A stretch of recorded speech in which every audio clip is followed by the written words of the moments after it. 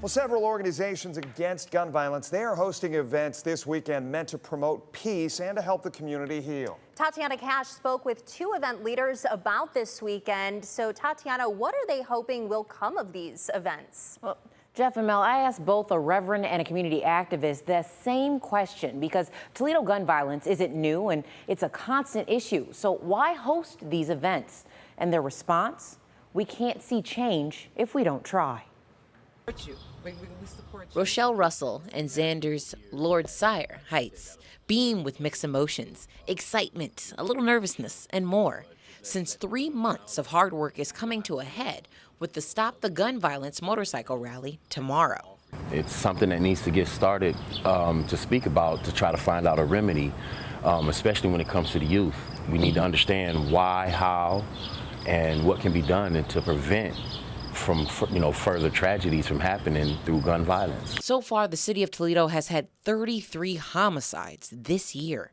28 of those were shootings. I'm hearing gunshots on a regular basis. I had a neighbor that had to be tossed over that wall because the gunshots were happening and nobody knew where they were coming from. And this senseless gun violence, it has to stop. The pair are part of a team working to make sure the purpose of Saturday's rally comes across. They're sick of loss of life. Toledo is becoming a very beautiful place to look at, but with all the violence and the gun crime that's going on, we're missing all the beauty around it. Reverend Brenda Haley echoes that feeling, saying generational violence is ruining the city. So the church has to step out of the building and into the community. It takes a village to come together, not only to raise children, but to save our children. Reverend Haley, fellow religious leaders, and community members are all part of Acts to Fellowship group. And they're hosting a prayer event on Sunday to end gun violence. Those of us who love prayer, we just feel like this has to end, number one, but we know that God is the one who we have to call on in times like these especially. There's no specific denomination or dress code for the event. She says the goal is prayer for meaningful change.